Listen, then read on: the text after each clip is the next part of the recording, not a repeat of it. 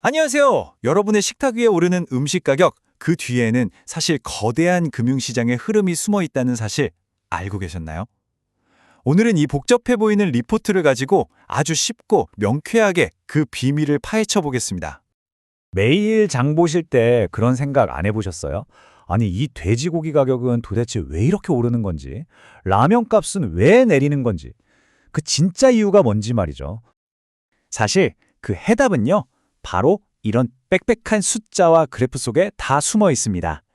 와, 보기만 해도 머리가 좀 아프시죠? 괜찮습니다. 지금부터 제가 이걸 하나하나 뜯어서 모든 걸 명확하게 설명해 드릴게요. 자, 그럼 본격적으로 한번 시작해 볼까요? 우리 식품 가격의 흐름을 제대로 이해하려면 모든 것의 가장 뿌리, 그 시작점으로 가야 합니다. 바로 전 세계의 기초 곡물 시장이죠. 뭐니 해도 모든 것의 시작은 옥수수입니다. 전 세계 가축 사료의 기본 중에 기본이거든요. 여기 시카고 상품거래소 데이터를 한번 보세요. 올해 들어서만 가격이 무려 17.1%나 하락했습니다. 시장이 안정되고 있다는 아주 중요한 첫 번째 신호탄이라고 할 수 있죠. 옥수수만 그런 게 아니에요. 또 하나의 핵심 축이죠. 바로 대두. 우리가 아는 콩도 마찬가지입니다. 작년 같은 시점과 비교해보니 가격이 7.2% 떨어졌네요. 그러니까 우리 식품 공급망의 맨 첫 단추라고 할 수 있는 이 주요 곡물 가격이 지금 전반적으로 안정세를 찾아가고 있다는 겁니다. 이 그래프를 보시면 좀 더 긴 흐름이 한눈에 들어오실 거예요. 최근에 가격이 하락했지만 와, 보세요. 지난 몇 년간은 정말 엄청나게 급등했던 시기도 있었죠.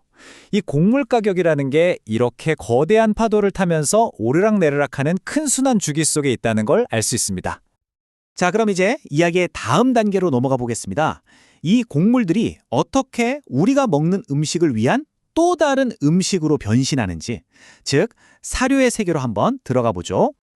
여기서 아미노산이라는 개념이 등장합니다.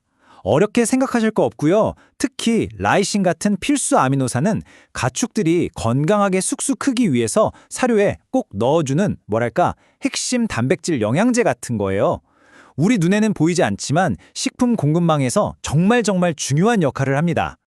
다시 아까 그 데이터표를 볼까요? 이번에는 라이신 가격에 한번 주목해 보겠습니다. 이거 정말 놀랍지 않나요? 작년 같은 기간에 비해서 무려 32.5%나 폭락했습니다. 32.5%요. 이 장기 추세를 보면 이 하락이 얼마나 극적인지 더 확 와닿으실 겁니다. 과거에도 변동이 꽤 있었지만 이 정도의 급락은 정말 이례적인 일이거든요. 자, 이론적으로만 보면 어때요? 축산 농가의 생산 비용이 크게 줄어들어야 정상인 상황인 겁니다. 자, 이제 퍼즐 조각들을 거의 다 맞춰볼 시간입니다. 사료 가격이 이렇게나 떨어졌다면 우리가 마트에서 사는 고기 가격도 당연히 내려가야 하는 거 아닐까요? 그쵸? 그런데 말입니다. 이 슬라이드가 보여주는 현실은 우리의 예상과 완전히 정반대입니다. 핵심 사료 첨가물인 라이신 가격은 32.5%나 폭락했는데 국내 돼지고기 도매 가격은 오히려 48%나 폭등했습니다. 정말 흥미로운 지점이죠. 네, 무려 48% 상승. 사료값은 극명히 떨어졌는데 말이죠. 바로 이 숫자가 우리에게 보여주는 겁니다. 우리의 식당 물가라는 게 결코 단순한 산수 공식이 아니라는 것을요. 중간 유통마진, 수요와 공급의 변화, 가축 질병 문제, 인건비까지 이런 보이지 않는 수많은 변수들이 다 얽히고 설켜서 작용하고 있는 겁니다. 그럼 이런 복잡한 시장의 움직임들이 우리 일상 속에서는 대체 어떤 모습으로 나타날까요? 사실 그 파급 효과는 우리가 매일 접하는 뉴스 기사들 속에서 쉽게 찾아볼 수 있습니다. 이 기사를 한번 보세요. 편의점 4사, 생필품 라면 할인 총력전. 이게 뭘까요? 전반적인 경제 상황 속에서 소비자들이 지갑을 닫고 가격에 얼마나 민감하게 반응하는지, 그리고 유통업체들이 살아남기 위해 어떻게 대응하는지를 보여주는 아주 단적인 예입니다. 반면에 또 이런 기사도 있습니다. 긴 추석 연휴에 서울신라 호텔 연박 예약 2배 늘어. 참 재미있죠?